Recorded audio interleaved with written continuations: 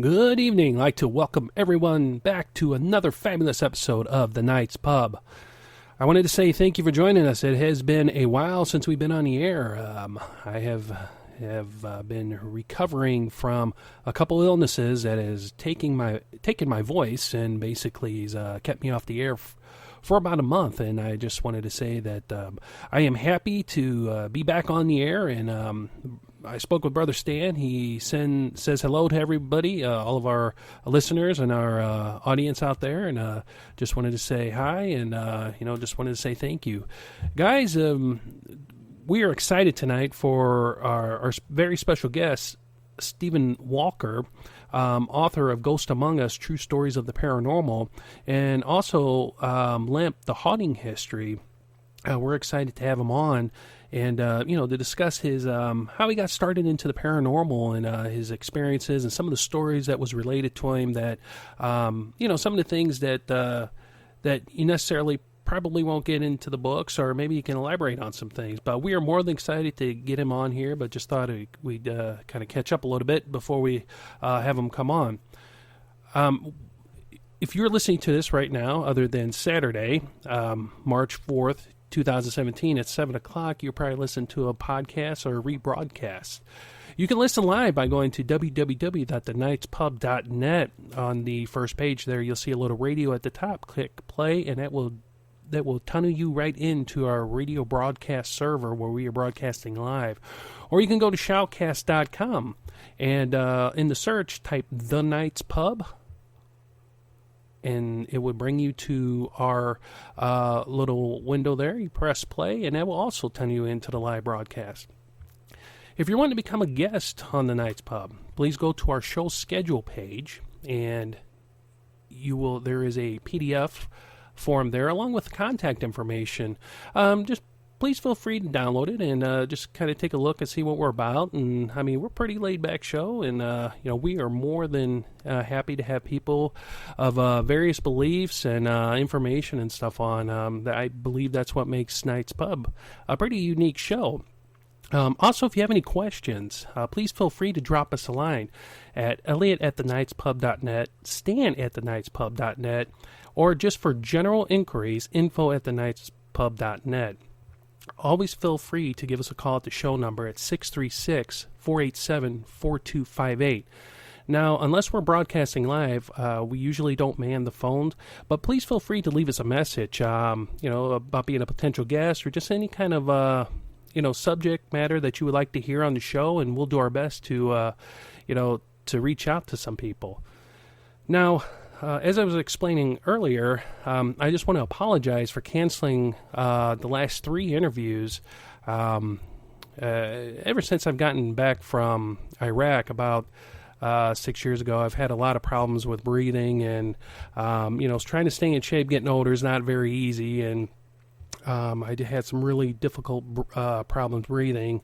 It was kind of ignoring it for a while, and finally it caught up to me. And then on top of that, I got pneumonia, and then right after the pneumonia, I got the flu. So it has been a battle for about the past month and a half, and which was really kind of bad, because we was wanting to talk to Pastor Casper McLeod, which speaking with him, he promises that just to reach out to him, and he would be more than happy to come on. And speaking with author Steve Asher, who's recovering from surgery, actually, and we do pray that he is recovering and doing well, and we're going to reach back out to him, and also to Kim Johnson and Jenny Scott, authors of Hate Blue, The Rockford Haunting. Unfortunately, we had to cancel with all of them, and there were quite a few people looking forward to those interviews, so I just want to apologize. But on the Night's Pub front, excited to say that we'll be making getting together and recording some shows up at Brother Stan's Chateau. They're the Northern Nights Pub, and in his recording studio. And then we'll do our infamous 94 drives, and probably take a few drives and just kind of cruise around. It's been quite a while since we've collectively been together to record. We always have the opportunity, and blessed with the opportunity, to have technology such as Skype, and being able to call and see each other and record and stuff like that. Just the thing is when we do record shows, unfortunately we can't do video because our recording equipment just has some problems kind of translating the video. So, but still, it's still fun to get together and to to catch up. But really excited next month to go up to Brother Stan's and just hang out and do some shows and catch up. Now, we have some future guests coming up. Author Jeffrey Daughtry, and he's author of The Apostle Paul Antichrist, Prophet Daniel, Mandela Effect, and Antichrist. We've asked him to come on, so we're going to reach back out to him, just kind of give him a kind reminder, and really interesting information he has, and just kind of following him on other shows and reading some of his stuff and dialogue. Pretty interesting individual to have come on the show.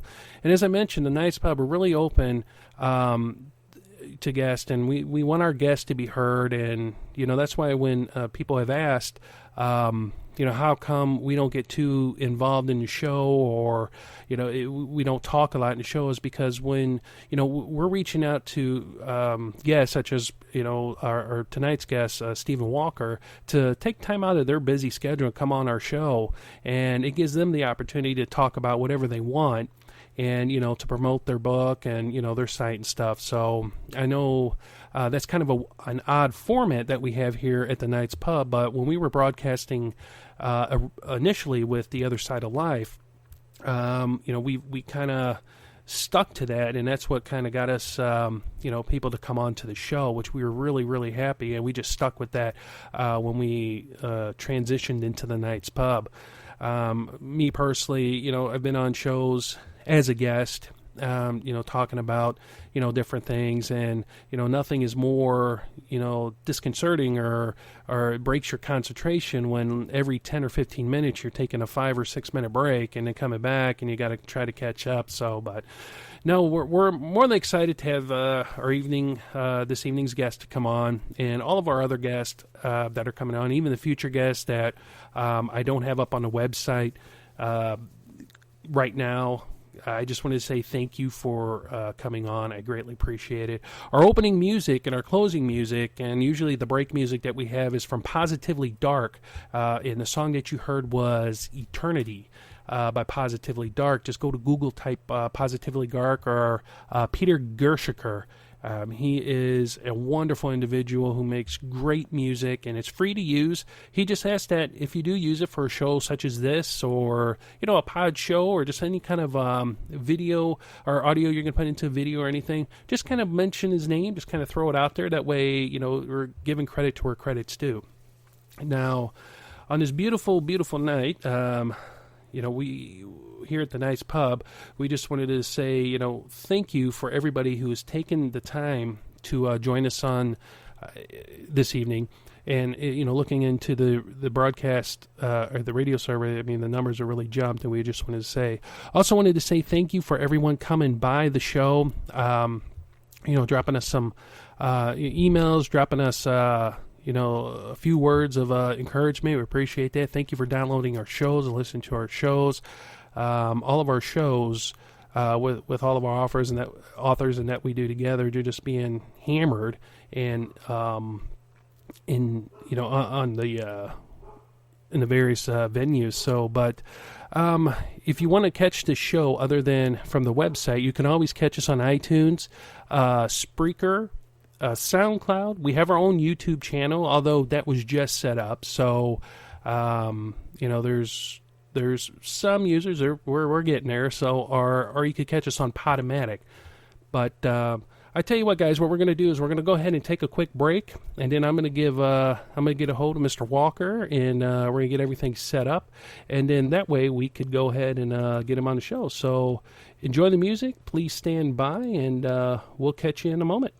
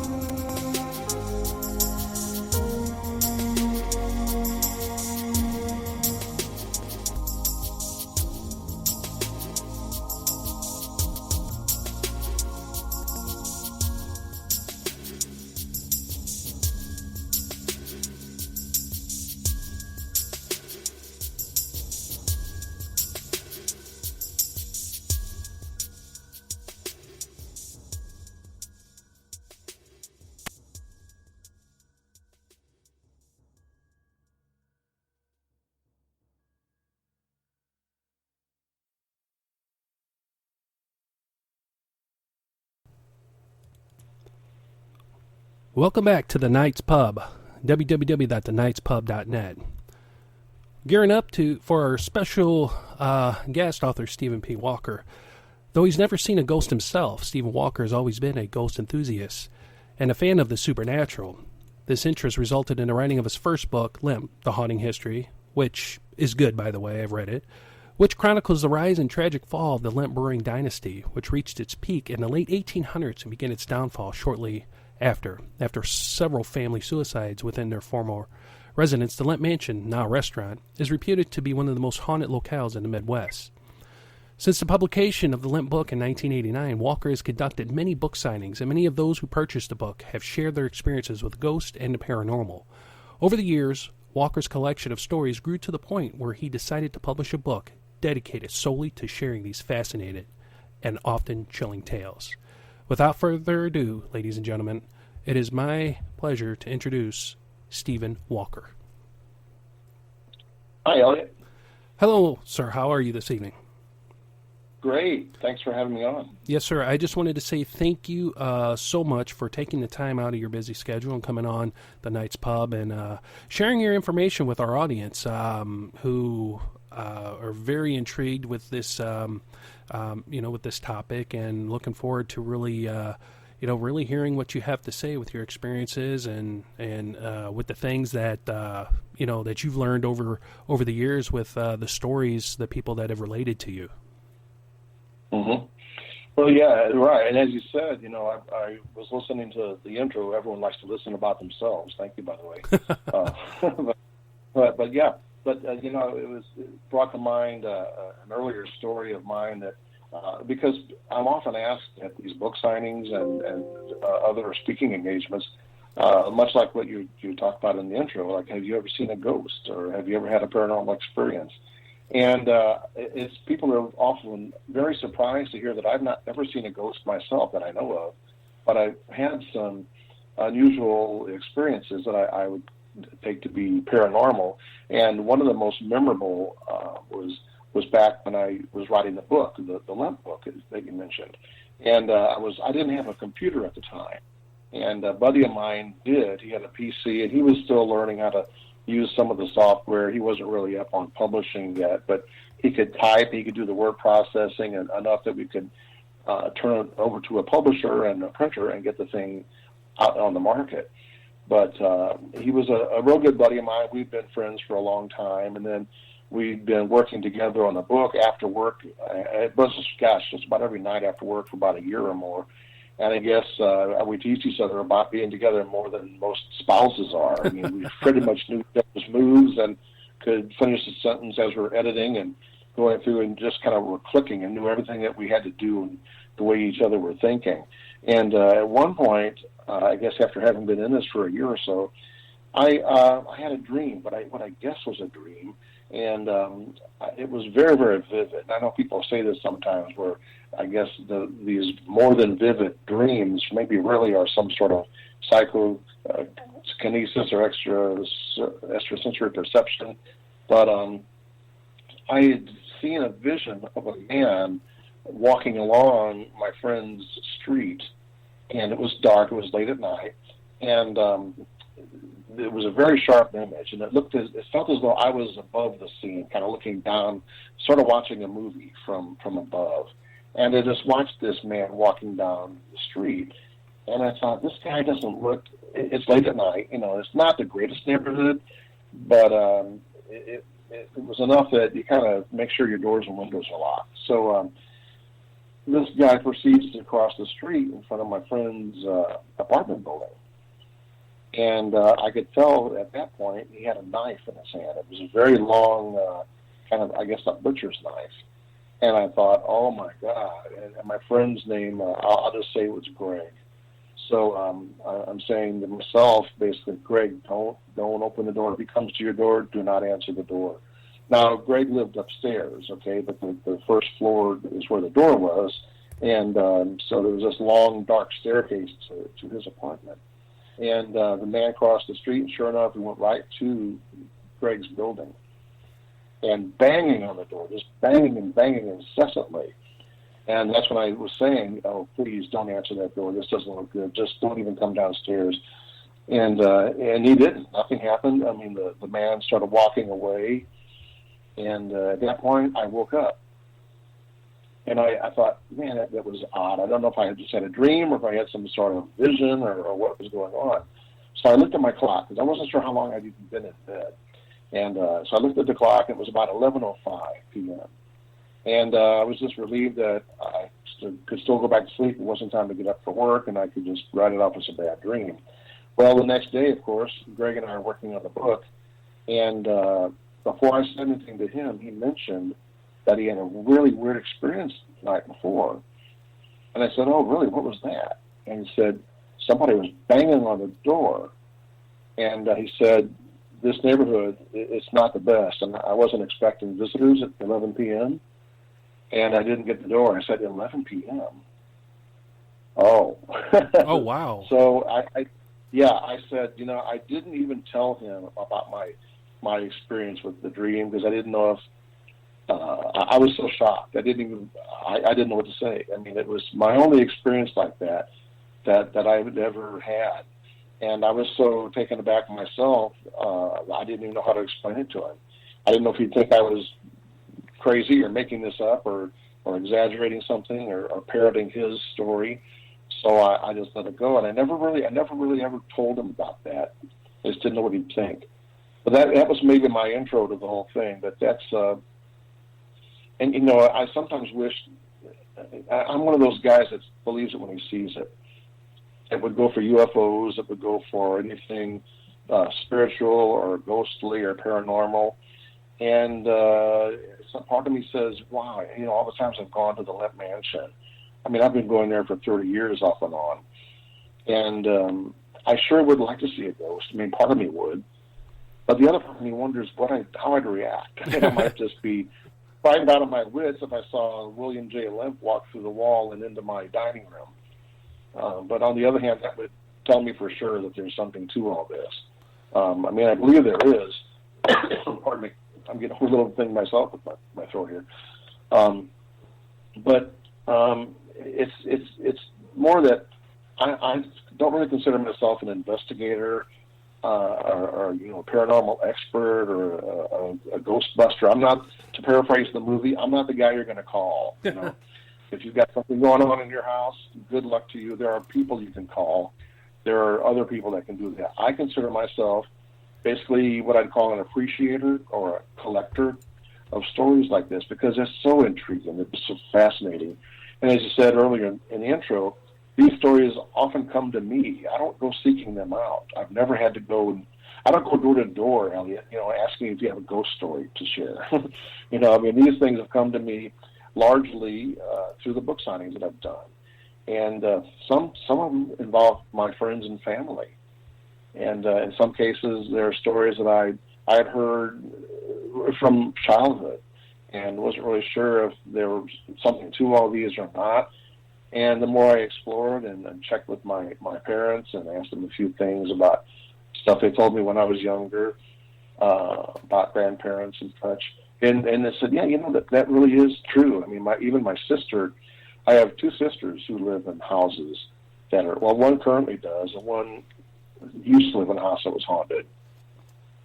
And it's just the most amazing thing. They stayed there. My one sister still is there. She has, mutually, they tolerate each other, her and her ghost. And she feels that she knows he's there, and he doesn't harm her. He's never harmed anybody. But he's the ghost of a violent person. And the whole thing stemmed from some domestic abuse.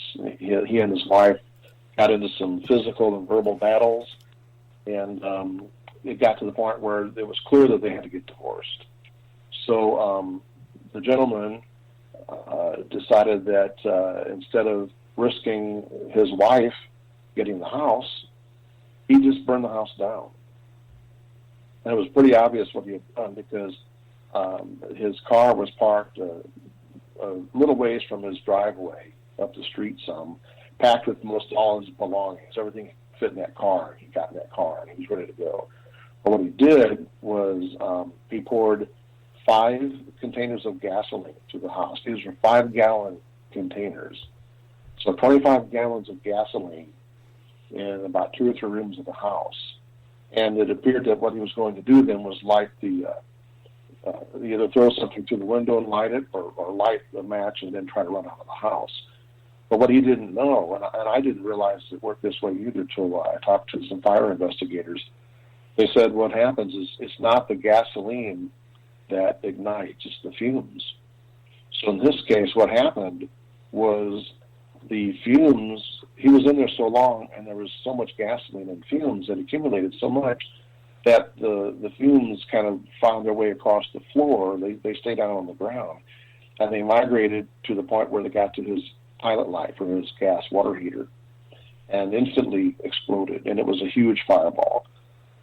And this house is 2 doors down from where I grew up as a child.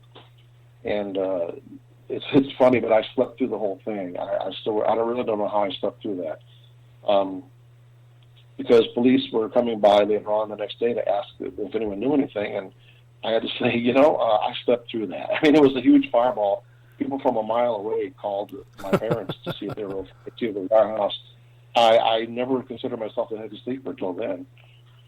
But anyway, so my sister Joan lives in this house now. It sat for a while in a dilapidated state, I guess, while insurance companies went back and forth and finally got the thing rebuilt, and then someone moved into it, and then they moved out. Eventually, my sister moved in some years later. And the interesting thing here is that she wanted to get some kitchen remodeling done a year or so ago. And she knew a buddy of hers named Tony, who was one of those jacks of all trades that I can't stand because I can't do any of this stuff. He can do plumbing and electric, those kind of guys. Yeah. He can do tile and carpentry, and everyone should have one of these guys on their speed dial, But Tony's a great guy, and he's always been psychic. He's always been clairvoyant. And so Joan had him over to the house one night. This is the first time he'd ever set foot in the house. And he wanted to just get a look at the place, get the lay of the land, and see what kind of project she had in mind, and see what he was getting into before he committed to the project. So he came in the door, and he set maybe 2 feet in the door, just barely got in the house, and said, "You have a ghost." And she said, "Oh, my." She was just amazed that he picked up on this. But really, she wasn't that amazed because she knows him, and she's known him for some years and knew him to be psychic and had these clairvoyant abilities. He often foretold death of people in his family. He knew a few days ahead of time when a grandparent or an aged aunt was going to pass away. And at first, his family didn't believe him, but then they started taking it pretty seriously. So I'd say if Tony's around and I have a head cold, I'm feeling pretty bad. I don't think I want Tony to pronounce my verdict there. He might know more than I want to know. But he's a great guy. He's wonderful. He's not mysterious. He's not like from the Addams Family or any of these strange TV shows or anything. He's just a normal guy. You wouldn't even notice him on the street. He's just like you and me. But he does have these abilities. So he went into the house and told Joan a little bit about what he felt. And she cautioned him and said, "I don't want to talk about this in my house." Because she has this agreement, basically, I guess, that if she ignores it, it won't get any stronger. Because I've heard stories like this where if you do acknowledge a presence in your house, a spiritual entity, sometimes that energy grows larger as you acknowledge it and talk about it and dwell on it. So she never talks about it in the house. She'll go outside, or she'll go next door in the other yard and talk about it. So even when I was sitting there talking with Tony, she had to go outside. She went out in the backyard and just drank a cup of coffee. And when I was talking with Tony for the book here and getting information from him, I said, "Now, is he here now? Is he in the room?" And he said, "Yeah, he's here." Didn't tell me exactly where, but he said he's listening. He's aware of our presence, and he's keeping an eye on us, basically. But when Tony started the project to start tearing down, doing demolition in the kitchen and remodeling and doing all the project he had to do, he immediately ran into difficulty with the gentleman whose spirit is still there. And we'll call him Albert. because he still has family in the area. I don't want to give too much away with that, but he almost guessed the name. He was like one letter off from Albert's name. He knew it was a gentleman. He knew it was a man's presence. And Albert started giving him trouble almost immediately. He would misplace tools. Tony's working alone, so you couldn't blame his friend or partner for taking the screwdriver or the drill and putting it over here when it should have been over there. And he said sometimes the drill would disappear. He'd go around looking for it for maybe minutes at a time, find it in the next room, or he'd find it under the counter. At one point, he was doing some work below the sink, and he needed a bunch of screws and bolts, and he got tired of getting up and retrieving them off the top of the counter, so he filled a little jar with screws and brought it down under the sink with him so he could easily reach for it and put screws in the wall with his power drill. So he got about 2 or 3 screws into the deal here and went to reach for the jar, and it was gone. And he looked all over the place. He never, ever found that jar of screws. To this day, he doesn't know where it went. Other things turned up, hammers and saws and chisels and things of that sort. But the jar of screws is somewhere in the ether, I suppose. But it just makes for even, it's one of those things that it's not solved. It's just going to go on forever. So Joan coexists with her spirit. She leaves him alone. He leaves her alone. Every now and then, she'll hear herself awakened in the middle of the night by her spirit saying her name. It happened to her daughter a couple times, too. Oh, wow. Her daughter's a nurse. Her daughter's a nurse, and sometimes she works odd hours or works really late. And it's easier to stop by Mom's house and stay the night than it is to drive all the way home in Illinois where she lives. And it's happened to her a couple times where she hears this. It's not a malevolent thing. It's not a demonic kind of voice or anything. It's just like a man next to your ear saying, Joan.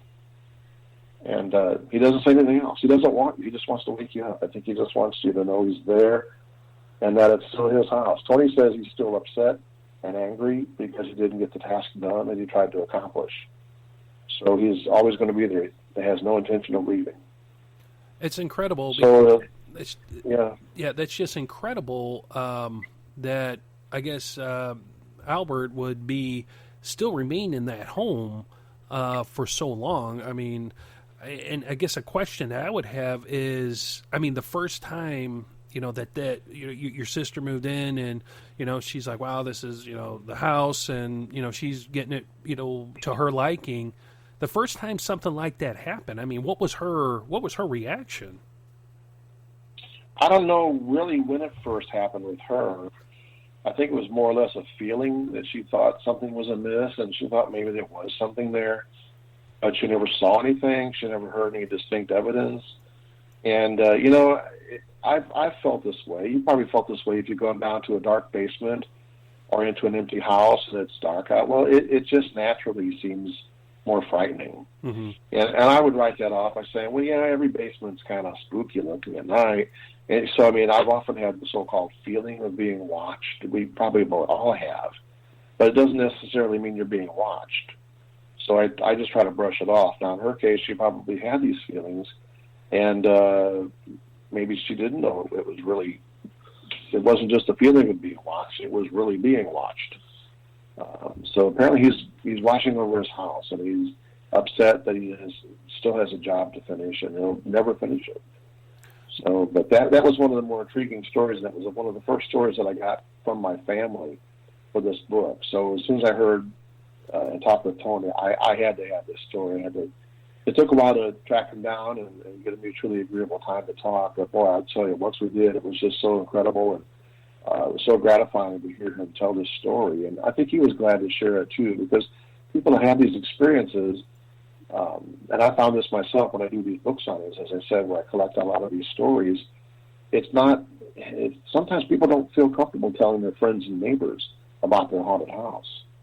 But I think they feel in me they have a sympathetic ear, because here I just talked about a family who has a haunted house with 3 suicides in the house, violent sudden death that the Lemps endured, and that left an imprint on the house, that'll probably never go away. So here I'm talking about ghosts. I've written about the ghosts, and then people afterward will say, wow, maybe I can finally unload and tell. I think it's a big burden to hold on to for years and years. And I can tell they're really relieved to be able to tell somebody who won't think they're crazy or unbalanced. Because I don't. I mean, I've heard enough of these stories that I know, even though I've not experienced it myself, I'm convinced that there's something there. It may not be something we'll ever be able to explain, but there's something there. And Elliot, I'll tell you what, I'm probably a walking contradiction because as I said in the introduction to the current book, The Ghosts Among Us, I fancy myself kind of an astronomy buff, and I'm pretty much, I pretty much believe in the physics and the rules of physics that keep our universe together, and have been doing so since the beginning of time. So I appreciate that. I understand that. I believe in that. And we need those rules of order in the universe.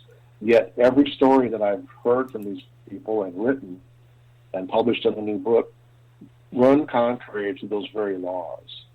And it troubles me. I can't explain it, but I'm convinced that the universe is set in order, and it always has been and always will be. Yet I'm so convinced that these people are telling me the truth when they tell me their stories that it's just opposing forces. And that's why it just blows my mind. I can't explain it. I don't attempt to explain it. And that's what I tell people in the introduction to the book. I'm not a ghostbuster. I'm not a ghost hunter. I'm not a scientist or investigator. I'm just a regular guy like most of my audience is, who just likes these stories, who appreciates hearing them, enjoys hearing them.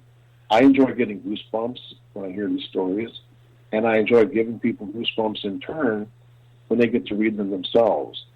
And but I can't explain it. I really can't. It shouldn't, by logic. None of these stories.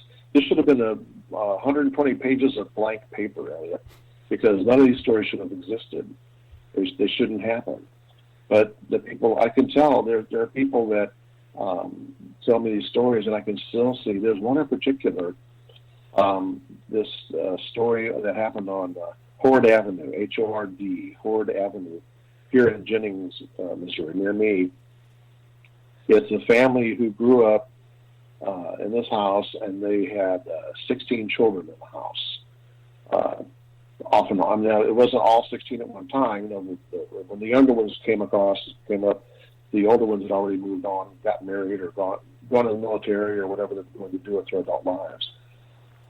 But the people that told me these stories, and the one in particular, still got goosebumps. She still teared up and cried 50 years later. She said she's still terrified of the little children ghosts that they saw in their house. So people ask me, are you sure these are true stories? Are you sure people aren't pulling your leg? How do you know these are true? Well, I'll introduce them to Mrs. Nesky, who told me the story of when she was a youngster living in this house and the things that she saw. If she was making up a story, I would say she should be in the Academy Awards taking an Oscar home because she's the best actress that I've ever seen.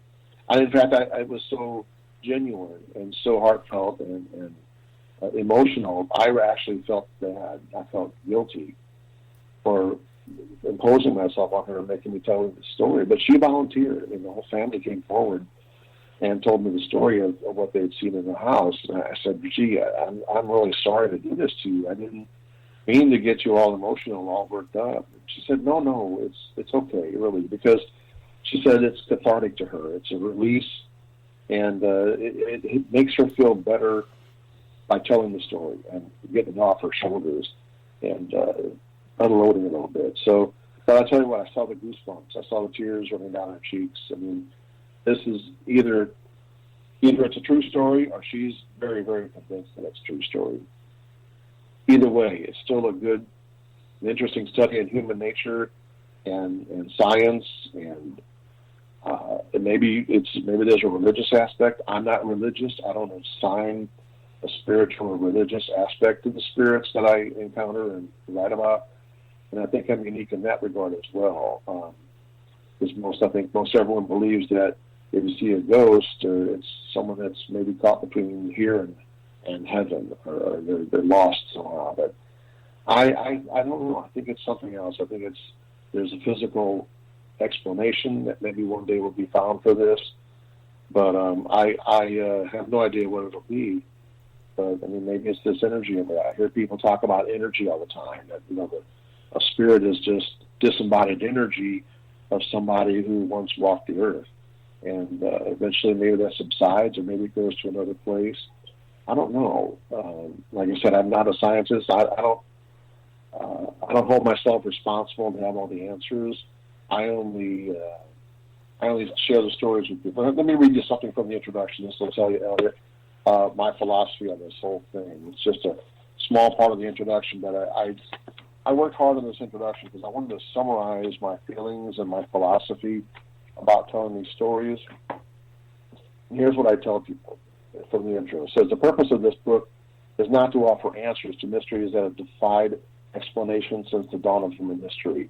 Rather, I bring these extraordinary accounts to light because they offer a fascinating look beyond what our small minds and feeble senses can comprehend. The following stories can be experienced in much the same way as we gaze upon the night sky and ponder the endless universe. Though we may never fully understand, we can look on in wonder and be amazed. So that tells you in a nutshell where I am coming from. I'm here to amaze people and amaze myself and just wonder and marvel at all of it. It's I don't want to say it's just entertaining. I mean, it is to a point, but I feel like it's much more than just entertainment. I don't like to see some of these people have been really, really made miserable by the occurrences that they've encountered, and I don't find that entertaining in that sense. It's like watching. Sometimes I feel guilty. I'll watch cops or those forensic shows where they investigate murders, and I find myself going, "Wow, someone else's misery is being on TV for my entertainment." And then I feel bad, I feel dirty, and I change the channel. I think this is. I mean, if I was murdered, I wouldn't want someone watching this in between making popcorn and watching, waiting for the next commercial to be over, and then come back and see my body on the ground. That's not what it's all about. I mean, I don't want to. So I feel guilty looking at it that way. But and maybe by spreading these stories and telling these tales, maybe it'll help someone else understand or appreciate that they're not the only ones that have encountered things of this sort. You're not alone. Like I said, that's what I think some of these folks at the book signings just started with me. They're relieved that Mr. Walker will not think, if maybe someone will, but this guy won't think I'm crazy. And I can finally tell them, because I can't tell my neighbors, I can't tell my family without risking being ostracized or made fun of. Yeah, I was going to ask you about, I mean, how when you wrote the book or when people talk to you, because I know with the explosion of, all these paranormal investigation shows and just within the past 5 to 10 years, how does that, how does that reflect or react to like what you do for people and like when people come up and talk to you about stories or, you're writing books about, other people's, paranormal encounters and, what you wrote about the Lemp Mansion. How does family, how do they view you? I mean, how do they treat you? I mean, is it in seriousness or, is it like, oh, okay, dad forgot to take his meds type is like what I get. I mean, and, and it's unfortunate because like you mentioned, people do, these things do happen to people and really upset them. And, like there's only a select few that I can honestly talk to about encounters and stuff. And, my co-host Stan being one of them, of course. But, if I were to approach other family and friends, like, hey, I encountered a ghost last night or a demonic entity spoke or did this or carved something into or whatever, they look at you like you've lost your mind. I mean, how do you deal with that?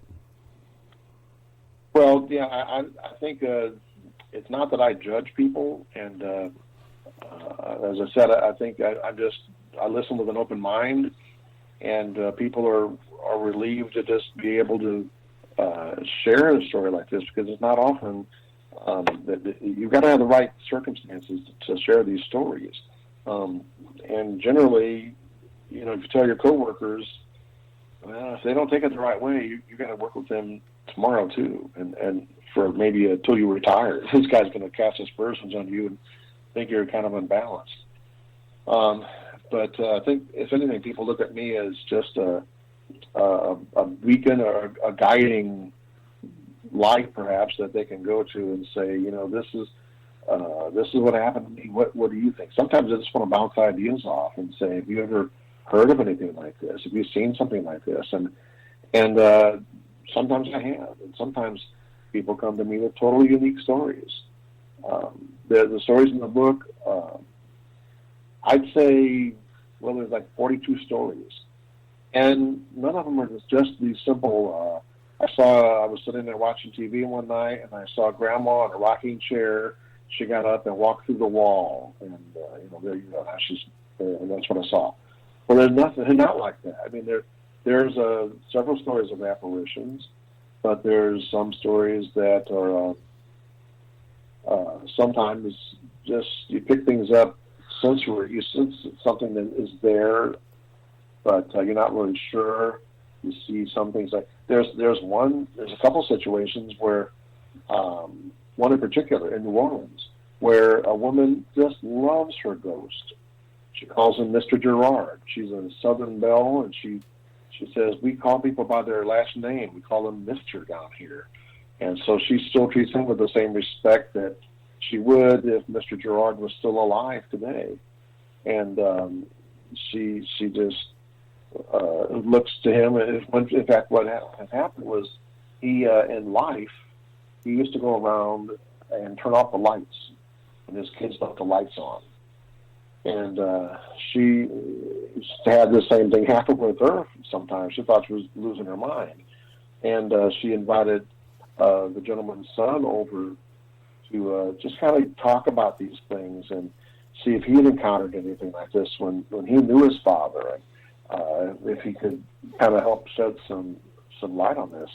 No pun intended there. But he said, it's interesting because Dad always had a thing about turning off the lights when we weren't in the room. And the woman who encountered this got to the point where she accepted him and felt like he was a companion to her. And in fact, there was one point where they were doing some really extensive remodeling, sort of like my sister, except here the folks had to move out for an extended period of time because the house was just unlivable. It was noisy, it was dusty, it was just pretty much turned upside down and backwards. So her main fear was that by the time they were gone, her ghost would be afraid he'd leave. He'd be disturbed and upset enough to leave. Well, when she got back in, she was baking. She had a new oven put in, and she was using the lower oven and was baking something, and then suddenly the light in the upper oven went on. She says, "Oh, you didn't leave me." She said, "I didn't even know where the light was yet. It was a brand new oven. She didn't know how to turn on the light. But he did. I guess her spiritual friend knew how to do it. So she just loves the guy. He's entertaining. He keeps her company. And, that's unique. That's the only story like that I've encountered. It's just something that is totally different. It's sort of like just having another friend around the house. But by and large, as you might imagine, most of these things are not accepted. Most of them are not looked highly upon, and they're definitely not friendly. I was going to mention that I would imagine most of the most of the stories in which people tell or relate to you are about experiences that are not happy or not, like you mentioned, Grandma. I saw Grandma. She got up and walked through the wall, and everything was fine. It was. I mean, when people are telling you this, and when you're talking to them either on the phone or at their place or what have you, what is the feeling? I mean, in how like sometimes like you mentioned at your sister's home where she doesn't speak about them in the home, but like outside the home, have you ever been in a situation like that to where you've been talking to somebody or they've been talking to you about a situation and just odd things start to happen, around you or to you, or has any of this stuff like you talked about, like, came home with you and just odd things started happening? No, but that's an interesting question because it first happened to me when I was doing the Lemp book. I lived by myself. I wasn't married yet. I had lived in the upstairs apartment in a 4-family apartment building, and it was a little so-called shotgun apartment. You know, it had the living room and the kitchen dining room, and behind that was the bedroom, and then a screened-in porch beyond that. Everything was in a straight line. Real simple little place to live. Cost me $200 a month back in the 80s. I wish I still had that same payment to live every month. That would be wonderful. But that's not the case. But anyway, as you said, I started going to the Lemp Mansion, and a buddy of mine took me there for lunch one day. And I was only there for a couple hours, and already I knew this was an amazing story. I didn't know everything about it. So I started going to the house myself after work and talking to the owners and just gleaning everything I could. And then I went to the library downtown and tried to find information. I went to the Missouri Historical Society Museum in St. Louis. Everywhere I could. I left no stone unturned. I had to know everything. And then it occurred to me as I started getting into this so deeply and started going to the mansion, almost every day, several days a week. And then it was exciting when I was at the mansion and the hubbub and the noise and the activity. I forgot I was in a haunted house. So when I got home, and it was quiet, because again, there's no wife and kids running around to keep me busy and keep my mind occupied. When I got home is when it hit me. And it's quiet, and I think, oh, man, I wonder if the ghost followed me home. So every little noise I hear would be the ghost. There was no building anyway, you know, so it would creak and moan every now and then, and but oh God, it was on pins and needles. It was like you go and watch a scary movie and you come home and you think the movie's in your house. Behind every door there's going to be a psycho with a knife, you know. But it kind of wore off after a while because I realized at one point these ghosts have a 32-room mansion. They're not going to follow me home to a 1-bedroom apartment and cram themselves in there. Why would they come down? I mean, that's a real come down. So I got my wits about me, and then I realized I put it all in perspective. And then as I researched the Lemp family, I feel like I got to know them. I got past the initial spectacularness of their ghosts and the tales that we always hear, you know. And I started to learn about them as people and brewers and businessmen and parents and, you know, uncles and aunts. They were real people just like you and me, except they were worth millions of dollars apiece. Yeah. But by and large, they really were flesh and blood human beings, and very, very interesting before they were ghosts. So that's what you have to remember sometimes. They all start as people.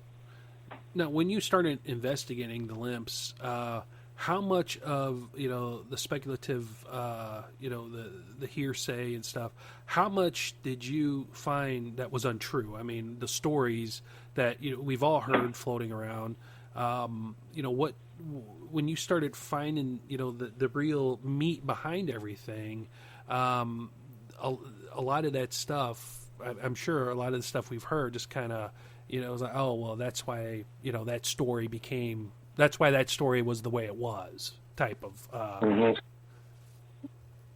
Well, I think the term urban legend was almost invented for the Lemps because I'll tell you, Elliot, there's so many stories that I heard for years until I read the accounts in the newspaper or read coroner's inquests and got to the nitty-gritty of how these folks died in some cases and what really happened.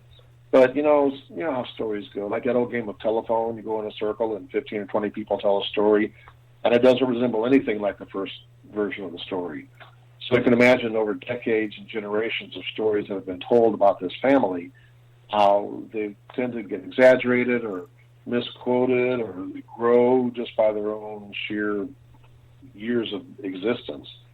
But I've heard stories about Lillian, the lavender lady. Her ghost is there, and she pushes people down the stairs. That's not true. There's tales of people being hung there. No, that's not true. Stories of William Lemp Jr. shot himself twice in the heart. Can't be happening. That's not going to happen. Now, there was a little bit of truth a grain of truth to that, because originally when the coroner investigated Billy's death, as William Jr. liked to be called, there were 2 empty chambers in the gun. And they said that they thought there was another powder burn next to the original entry wound in the chest where he shot himself.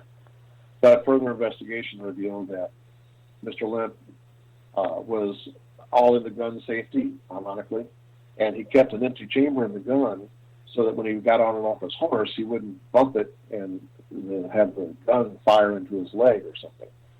So there was always one empty chamber where the hammer was. And then the other one was empty because that was the gunshot that killed him. So again, when you think about it, you can't shoot yourself twice in the heart. Right. I mean, and then some folks will say, well, you know, Billy shot himself in the same room as his dad just for sentimental reasons. That's not true. They shot themselves in different rooms of the house. There's Charles Lemp, who was a brother of William Jr. and the son of William Sr., who shot himself in 1904, who lived there by himself. He shot himself in the basement of the mansion. He's the only one that left a suicide note. And I found that note when I was investigating at the coroner's office. I opened the file for Charles Lemp, and the first thing I saw was his handwritten suicide note. And I'll tell you what, nothing makes you jump back in your chair like something like that. It was just a plain 5x7 piece of personal stationery, written in pencil, just a few brief lines, signed his name and dated it, and then he was gone. Wow. But there's enough, what I tell people is there's enough truth. The truth of the Lemp family is every bit as intriguing as any of the rumors and urban legends of monkey boys that don't exist, gunshots that go twice through your heart, all these kind of things. Get beyond that, you still have there's enough truth that is fascinating enough about these people. You don't need to make anything up. You don't need to exaggerate. Do you think there was, I mean, you know, with the tragedy that hit the Lemps, I mean, it seemed like it was almost one after another. Do you think maybe it was something spiritual or something paranormal that was afflicting them? No, honestly, I think what it is, now I'm not a doctor, I can't, and even psychologists and psychiatrists don't render verdicts or diagnoses after death, you know, without examining somebody. But I really think it's mainly depression. I think they suffered from clinical depression in the family because there were tales of Julia Lemp, William Sr.'s wife, who pretty much was a recluse in her house. She stayed in her room most of the time. It was dark in there. She never really came out and socialized very much.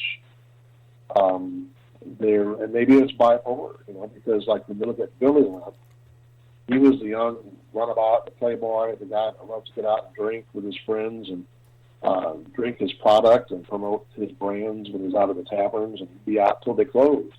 That was part of his job, is to promote his brewery. But they said he was fun to drink with.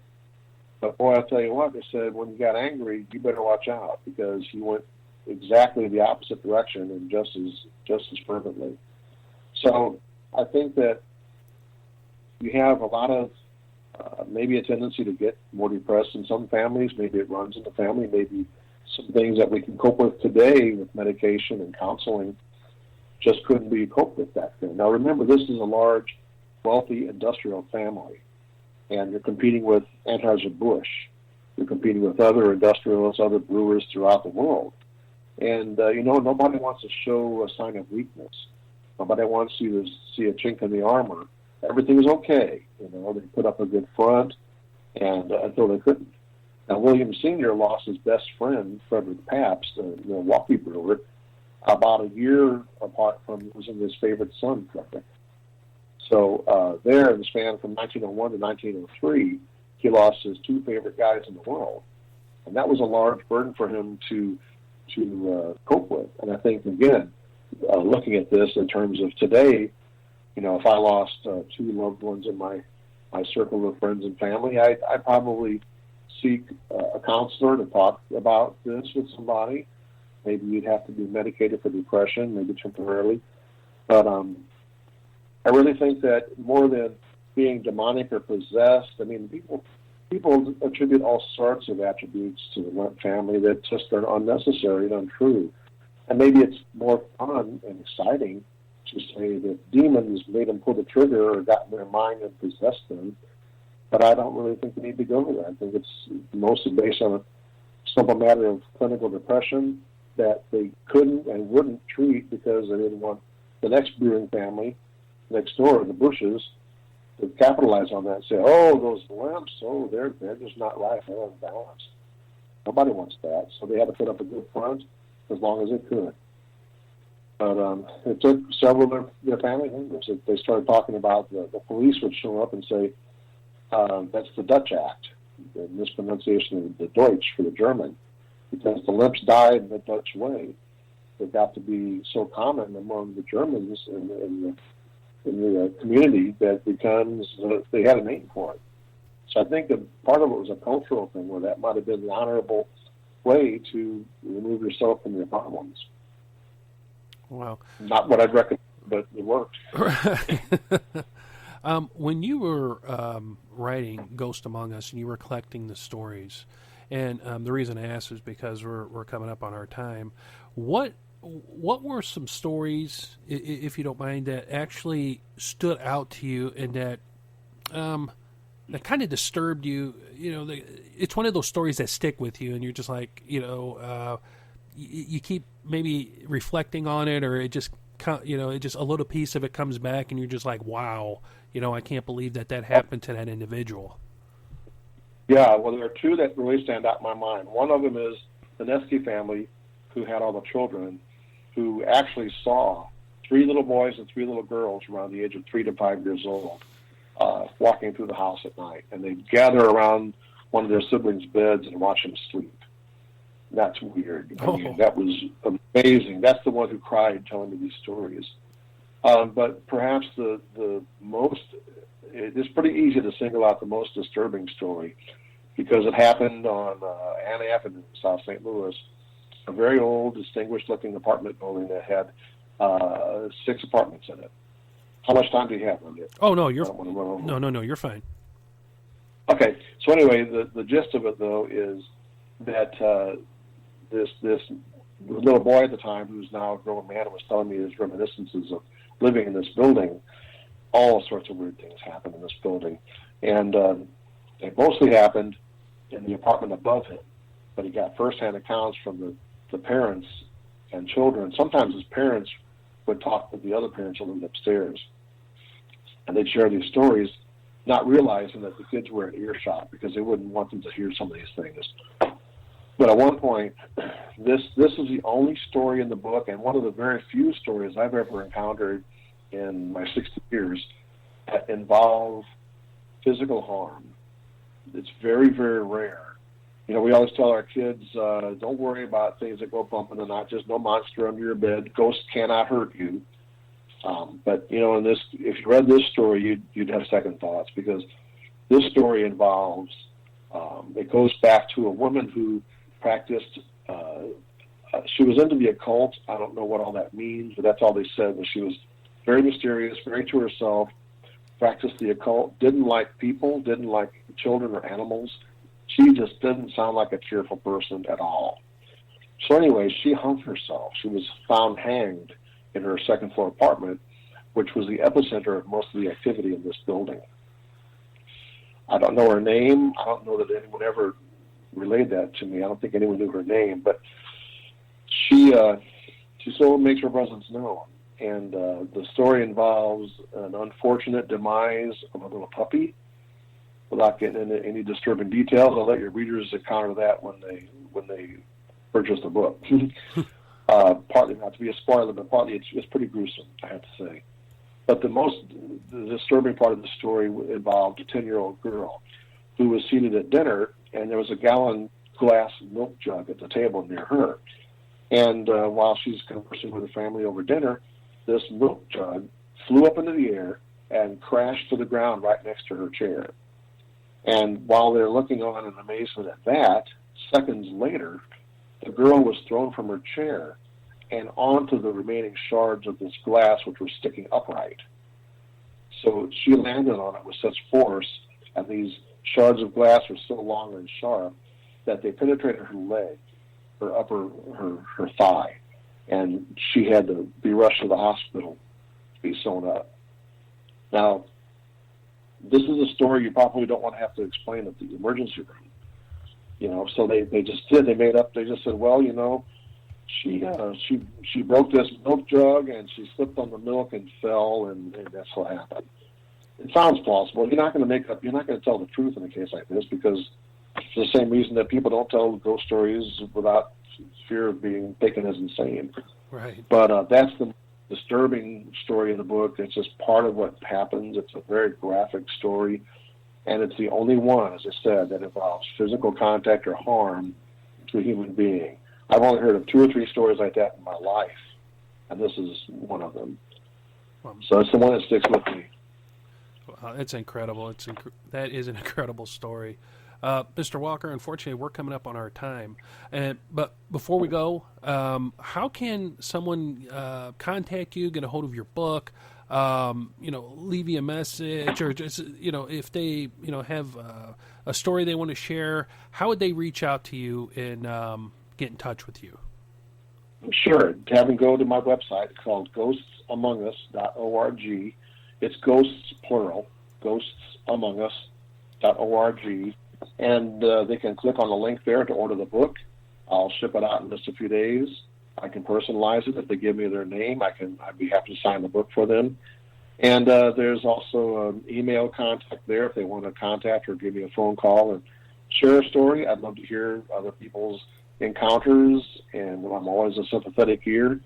And, down the road, there might be volume 2 if we get enough stories gathered to do this again. I'd love to do it. So have them get in touch. Great. Well, Mr. Walker, I just wanted to say thank you once again for taking the time out to come on the show and sharing your stories. I greatly appreciate it. Well, sure. It was a fun time.